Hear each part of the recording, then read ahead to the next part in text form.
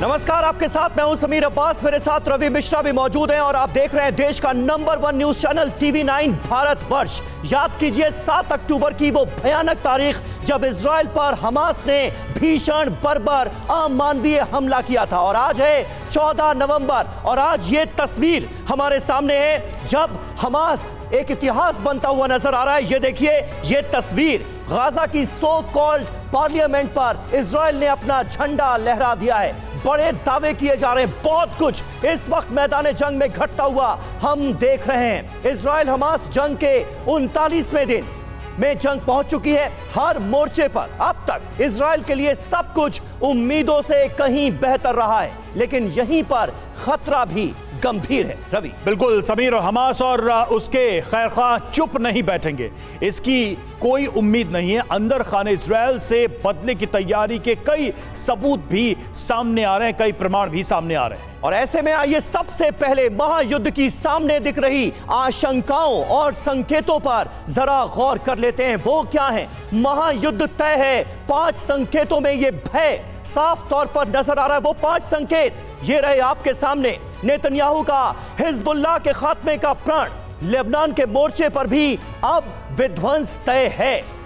बिल्कुल, और दूसरे संकेत की बात करें, हमास पार्लियामेंट बिल्डिंग पर कब्जा जिसकी तस्वीर आई, इसका मतलब क्या है? हमास के साम्राज्य का दी एंड तय है और ये पहली बड़ी तस्वीर उसकी। जी हां, और अस्पताल में हमास का कमांड सेंटर, हमास के पाप के साक्षात सबूत भी सामने आ रहे हैं। आईडीएफ का वो दावा पुख्ता हो रहा है जिसमें यह कहा गया था कि तमाम ऐसे सेंटर्स को हमास ने अपना अड्डा बना रखा है। बिल्कुल, और चौथे संकेत की बात करें तो अमेरिका की इजराइल नहीं सुन रहा है। ऐसे में आशंका यह है कि वॉर जोन में और बड़ा विध्वंस तय लग रहा है। ऐसा लग रहा है कि और ज्यादा विनाश तय। बिल्कुल, और 5वां संकेत, ईरान अंतिम फाइट के लिए तैयार है। देखिए, ईरान का बहुत बड़ा रोल है। वॉर में अमेरिकी दुश्मन की एंट्री तय मानी जा रही है, और हम और आप अंदाजा लगा सकते हैं कि अगर ऐसा होता है, अगर ईरान डायरेक्टली इन्वॉल्व होता है, तो यह जंग कहां तक पहुंच जाएगी, इसका दायरा कितना बढ़ जाएगा।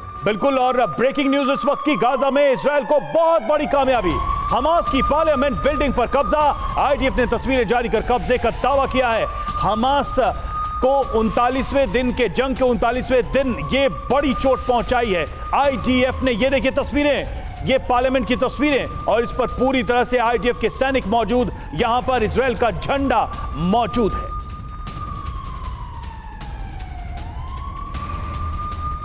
जी हां, तो जंग के 39वें दिन हमास पर बहुत बड़ी और बहुत करारी चोट करने का दावा किया गया है। हमास की पार्लियामेंट बिल्डिंग पर कब्जा कर लिया गया है और तस्वीर जारी कर दी गई है। इजरायली झंडा फहरा दिया गया है। आइए इस खबर की पूरी डिटेल आपको देते हैं और इसके मायने भी आपको समझाते हैं। इसके मायने क्या है? पार्लियामेंट बिल्डिंग पर आईडीएफ के कब्जे की यह तस्वीर जारी की गई है जो इस वक्त आप TV9 भारतवर्ष पर देख रहे हैं। इजरायली रक्षा मंत्री की ओर से भी कब्जे की पुष्टि कर दी गई है। हमास इस बिल्डिंग पर 16 साल से काबिज था। बिल्कुल, और इस जीत कह लीजिए या इस तस्वीर का 5 असर, इसके 5 प्रभाव क्या होंगे, उस पर जल्दी से नजर डालते हैं। नंबर 1, हमास की हार का मैसेज जाएगा पूरी दुनिया में, और नंबर 2, गाजा के लोगों का भरोसा भी हमास पर घटेगा। तीसरा संदेश, हमास का मोराल अब और गिरेगा, उसका आत्मविश्वास और गिरेगा इन तस्वीरों के सामने आने के बाद से। जी हां, और आईडीएफ पहले से ज्यादा आक्रामक नजर आएगी। गाजा पर आईडीएफ का कब्जा और आसान हो जाएगा, ये भी इसके कहीं ना कहीं मायने निकाले जा सकते हैं। और हमास की पार्लियामेंट बिल्डिंग पर कब्जे और पिछले 24 घंटों में आईडीएफ की उपलब्धियों पर इजरायली डिफेंस मिनिस्टर ने क्या कुछ कहा है, आइए जल्दी से उस पर नजर डाल लेते हैं, क्योंकि यह बहुत बड़ा डेवलपमेंट गाजा से इस वक्त सामने आ रहा है जिसकी खबर हम आपको दे रहे हैं। हमास का दी एंड ही समझो, ये कौन कह रहा है? योव गैलेंट कह रहे हैं, इजराइल के रक्षा मंत्री हैं। हमास गाजा पर से कंट्रोल खो चुका है, ये उनकी तरफ से कर दिया गया है ऐलान इसी तस्वीर के साथ। बिल्कुल समीर, आईडीएफ गाजा पर टोटल कंट्रोल की स्थिति में है। इन तस्वीरों को जारी करके यही संदेश देने की कोशिश की गई है। हमास के पास हमें रोकने के लिए कुछ भी नहीं है, यह भी दावा गैलेंट ने किया है। जी हां, इजरायली फोर्स हर लोकेशन तक पहुंच रही है, यह कहा गया है इस तस्वीर को जारी करने के बाद। और कहा गया है हमास के जो आतंकवादी हैं वो दक्षिण की ओर भाग रहे हैं। यह रक्षा मंत्री का बयान है। इजराइल के सिविलियन हमास का सामान लूट रहे हैं, वो तो यहां तक दावा करते हुए नजर आ रहे हैं। बार बार देखिए, इजराइल यह भी बताने की कोशिश कर रहा है कि आम सिविलियंस हमास के साथ नहीं है। लोगों का हमास की सरकार में भरोसा खत्म हो चुका है, यह बड़ा दावा किया गया है इजराइल की तरफ से। हमारे साथ दो बहुत खास मेहमान इस वक्त मौजूद हैं। मेजर जनरल एसपी सिन्हा हमें ज्वाइन कर चुके हैं और एयर कमोडोर अशमिंदर सिंह बहल हमें ज्वाइन कर रहे हैं। सिन्हा साहब, यह बड़ा डेवलपमेंट आने वाले वक्त के मद्देनजर अगर हम बात करें, क्या इशारा करता हुआ नजर आ रहा है? गाजा में हमास की सो कॉल्ड पार्लियामेंट के अंदर घुसकर आईडीएफ ने इजरायली झंडा फहरा दिया। 7 बिंदुओं पर मैं टिप्पणी करूंगा। पहला, कि जैसे शरीर, ब्रेन जो है शरीर को कंट्रोल करता है और पूरा बॉडी के फंक्शंस को कंट्रोल करता है, वैसे पार्लियामेंट हो या टॉप लीडरशिप हो किसी भी ऑर्गेनाइजेशन का, वो कंट्रोल करता है। और स्पेशली वॉर के युद्ध के क्षेत्र में जहां एवरी डे सिनेरियो जो है बदलता रहता है और स्ट्रेटजिक डिसीजन लेने पड़ते हैं, तो पार्लियामेंट बिल्डिंग का जाना कई बात का दो तक है। पहला, लॉस ऑफ फेस। दूसरा, कि लोगों का ये विश्वास कि क्या हमास सचमुच में इजराइल के साथ लड़के जीत सकता है, क्रेडिबिलिटी, तो इस क्रेडिबिलिटी पे लोगों का, उसका हमास का मोरल डाउन, हमास का अंतर्राष्ट्रीय स्तर पे छवि, हमास के बारे में मुस्लिम वर्ल्ड में ये नेगेटिव थॉट कि ये तो भाई लूजिंग बैटल है, अपनी पहले इज्जत बचा के निकल जाओ। दूसरी बात, जो डिसीजन मेकिंग एबिलिटी है हमास की, वो इफेक्ट होगी। और क्या ये जो हमास कह रहा था कि हम फाइट टू द फिनिश लड़ेंगे, क्या वो संभव है? तो हमास कमज़ोर दिख रहा है। ये बहुत ही नेगेटिव सोच है, खाली हमास के लिए नहीं, पैलेस्टीन लोग के लिए और वो मुस्लिम कंट्रीज के लिए। कम से कम वो देश जो प्रॉक्सी की तरह इस वॉर में शामिल थे या होना चाहते थे और हमास को आगे रखना चाहते थे, उनके लिए एक बड़ा झटका है। तो हिजबुल्लाह अपने आप में बहुत बड़ी ताकत है, हमास से बड़ी ताकत है और बड़ी चुनौती है इजराइल के सामने। हिजबुल्लाह को इजराइल की सीधी धमकी सामने आई है। नेतन्याहू ने क्या कहा? आग से खेल रहा है हिजबुल्लाह। हिजबुल्लाह को दी सर्वनाश की चेतावनी, इजराइल को मत आजमाना, यह कहा है बेंजामिन नेतन्याहू ने। और सीधे सीधे हिजबुल्लाह को इस बयान के जरिए धमकाने की कोशिश की गई है कि आगे मत बढ़ना।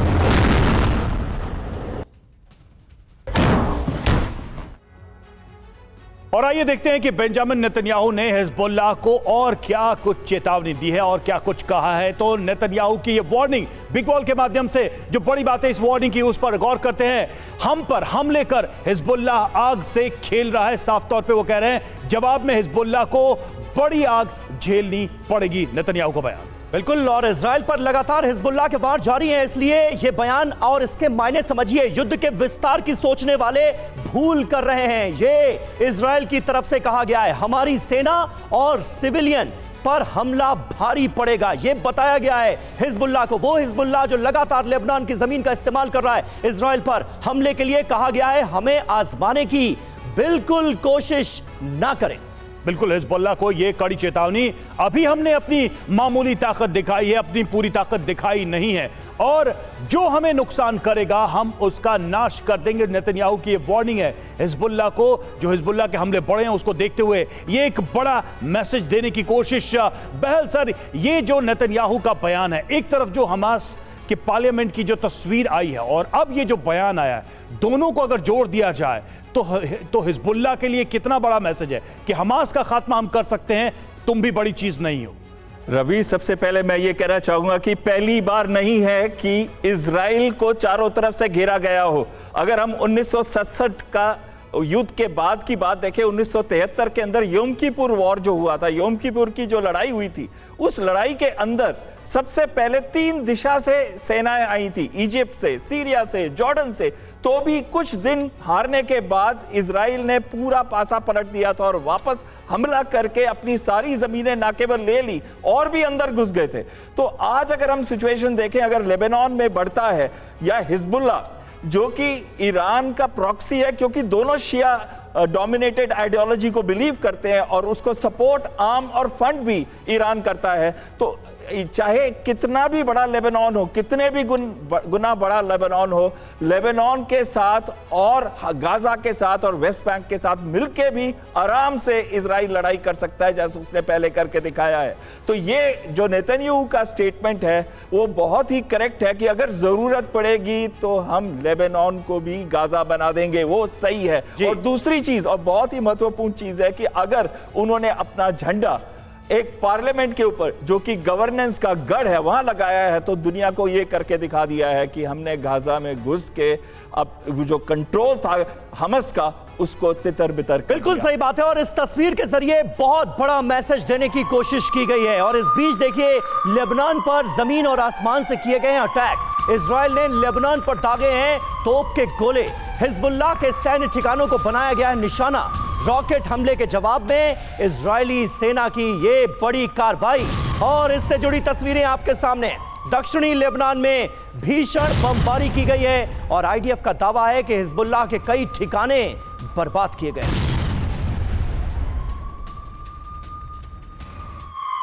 वहीं लेबनान में इजराइल का पलटवार। इजरायली एयरफोर्स ने किया हमला, लड़ाकू विमानों ने गिराए बम। हिजबुल्लाह का कमांड सेंटर पूरी तरह से तबाह। मालकिया में यहीं से हुआ था हमला जिसे अब निशाना बनाया है एयरफोर्स ने।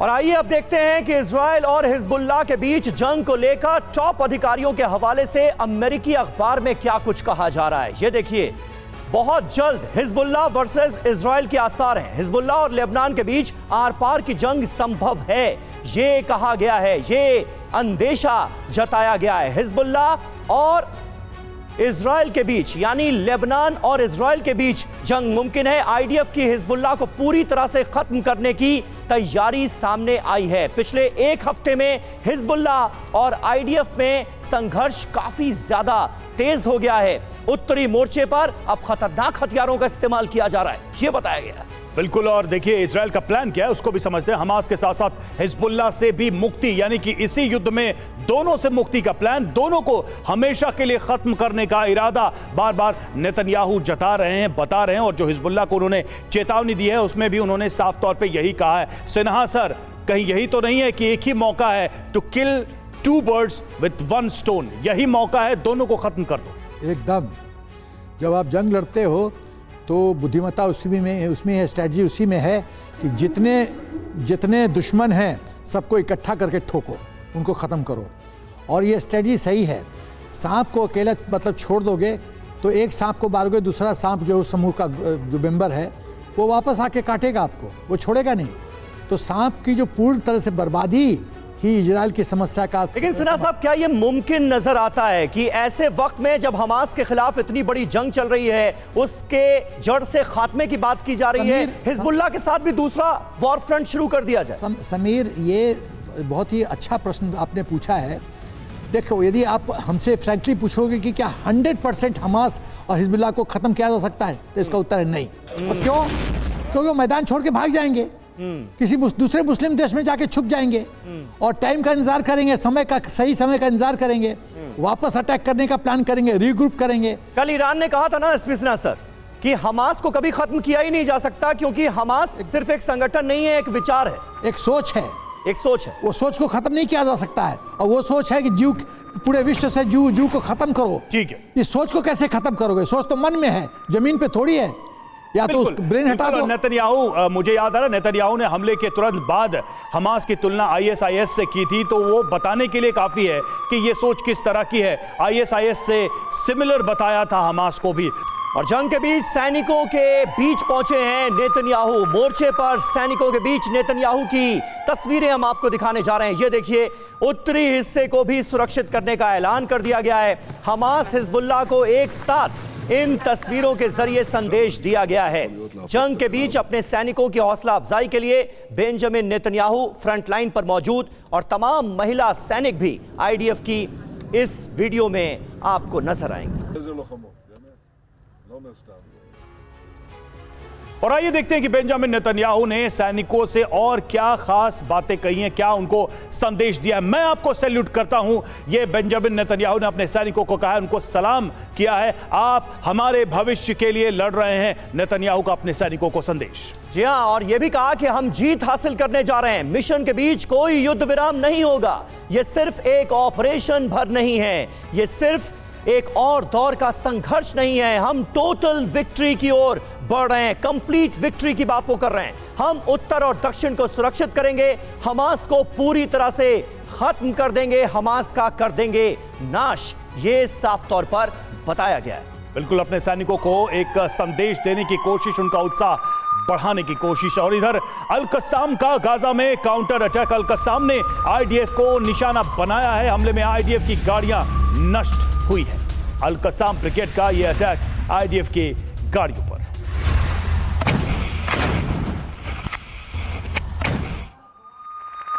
और देखिए, बड़ी बात यह है कि मिडिल ईस्ट में अचानक तनाव बढ़ता हुआ नजर आ रहा है। क्षेत्र की बड़ी सैन्य ताकतें इस वक्त अलर्ट मोड पर हैं। ईरान और तुर्की के रुख पर सबकी नजर है, क्योंकि ये वो दो मुल्क हैं जो पूरी तरह से हमास के साथ खड़े नजर आते हैं और इजराइल को लेकर सबसे ज्यादा आक्रामक नजर आते हैं। मिस्र और सऊदी अरब की भी हालात पर भी पैनी नजर है।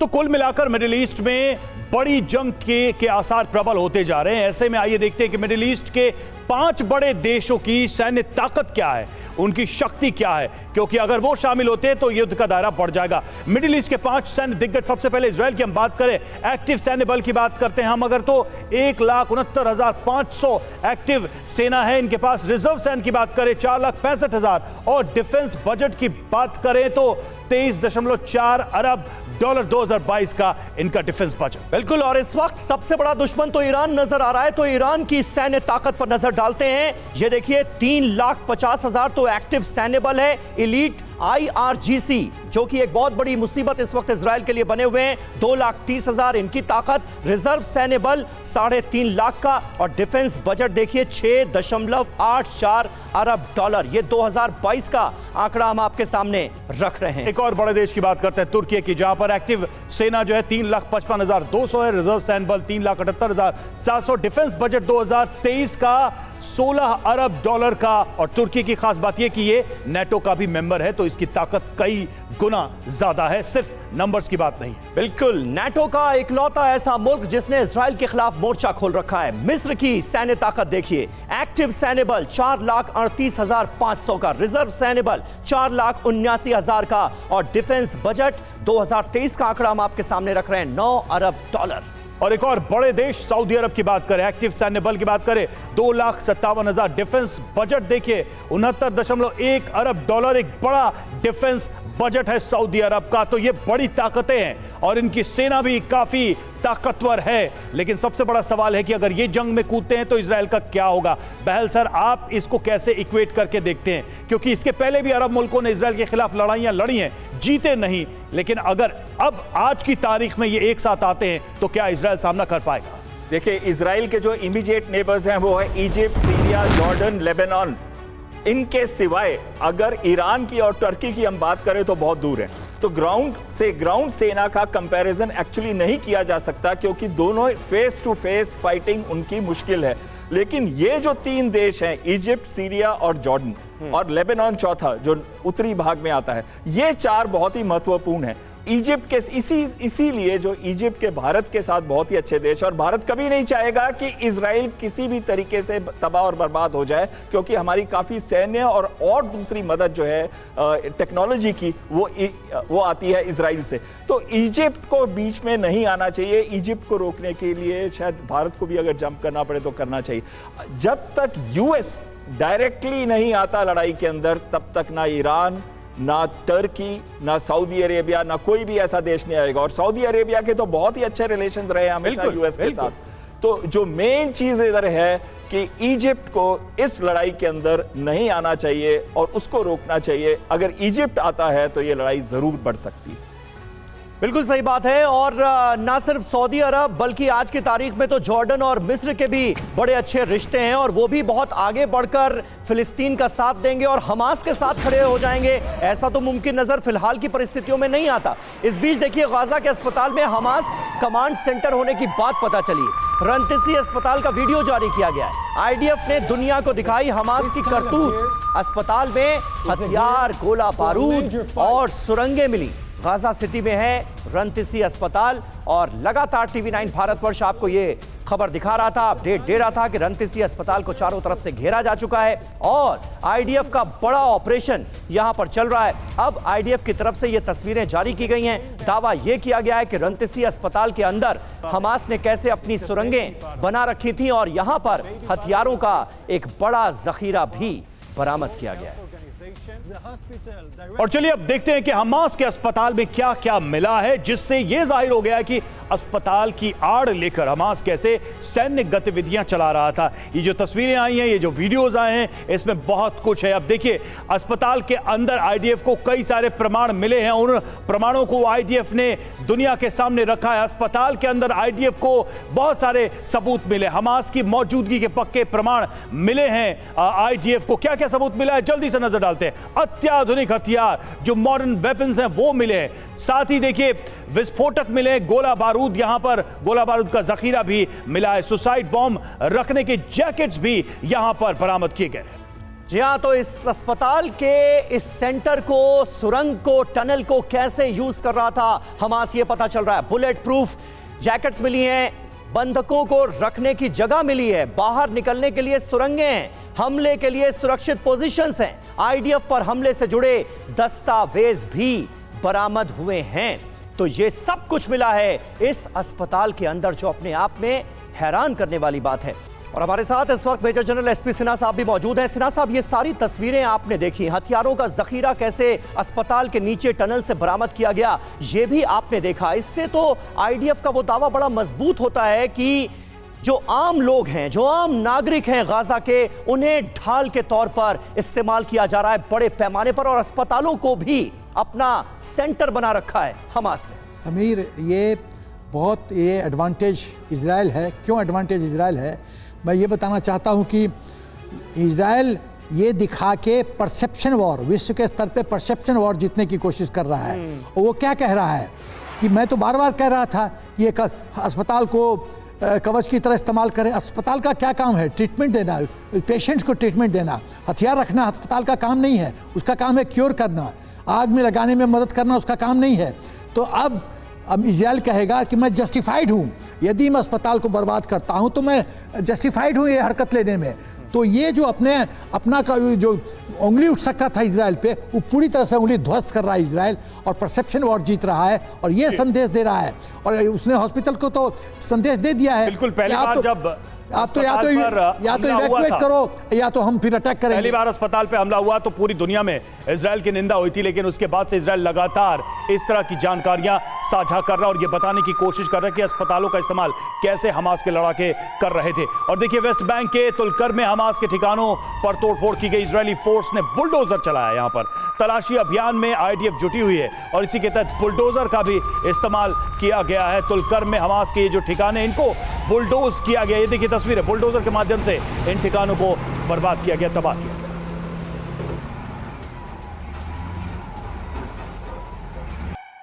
और रंतीसी अस्पताल पर आईडीएफ का दावा, अस्पताल से कई जगह जाने की सुरंगें हमास आतंकियों के घर तक जाती है। इजरायली फोर्स ने जारी की है पूरी तस्वीर, गाजा के लोगों का शोषण कर रहा है हमास। इस तस्वीर के जरिए बताने की कोशिश कि कैसे सुरंगों से यह रास्ता होता हुआ हमास के आतंकियों के घर तक जाता था और इस बीच इलाके जो हैं जहां पर आम फिलिस्तीनी रहते थे उनका इस्तेमाल किया गया, उनके घरों का इस्तेमाल किया गया। जी हाँ, आइए देखते हैं कि गाजा सिटी के रंतीसी अस्पताल में जो सुरंगें मिली हैं उसको लेकर कितनी सनसनीखेज डिटेल आईडीएफ की ओर से साझा की गई है। दरअसल एक मैप जारी किया गया है आईडीएफ की तरफ से, रंतीसी अस्पताल से कहां तक सुरंगें हैं ये इससे पता चलता है। ये देखिए आईडीएफ की तरफ से जो मैप जारी किया गया वो इस वॉल पर आपके सामने है। एक स्कूल कैंपस तक यहां पर सुरंग जा रही है, हमास आतंकियों के घर तक जा रही है, यानी घर से वो निकलकर सीधे कहां पहुंच सकते हैं, अपने कमांड सेंटर तक। अंदर ही अंदर टनल्स के रास्ते बने हुए हैं और इनका इस्तेमाल किया जा रहा है लगातार हमास की तरफ से। और यहां तक कि यूएन बिल्डिंग के पास तक हमास के लड़ाके पहुंच सकते हैं इन्हीं सुरंगों का इस्तेमाल करते हुए। ये साफ होता है रवि समीर, और यहां देखिए ये हॉस्पिटल का एरिया है, रंजीसी हॉस्पिटल का एरिया। इससे पता चलता है कि ये जो टनल्स हैं जिनका इस्तेमाल पूरा हमास ने कंट्रोल रूम की तरह, अपने वॉर ग्राउंड की तरह किया, वो कैसे हॉस्पिटल जो है उसके आसपास उसके नीचे भी नजर आ रहा है। बहल सर, ये जो मैप्स हैं, ये जो प्रूफ्स हैं, ये जो प्रमाण दिए जा रहे हैं आईडीएफ की तरफ से, पूरी दुनिया को दिखाया जा रहा है। अभी सिन्हा सर कह रहे थे कि परसेप्शन वॉर जीतता नजर आ रहा है आईडीएफ या इजरायली सेना, लेकिन सवाल यही है कि इसके बावजूद भी जो लोग हमलों में मारे गए हैं, जो हॉस्पिटल्स तबाह हुए हैं, आम लोग जो मारे जा रहे हैं, क्या इसको लेकर इजरायल पल्ला झाड़ पाएगा, अपने दाग धो पाएगा?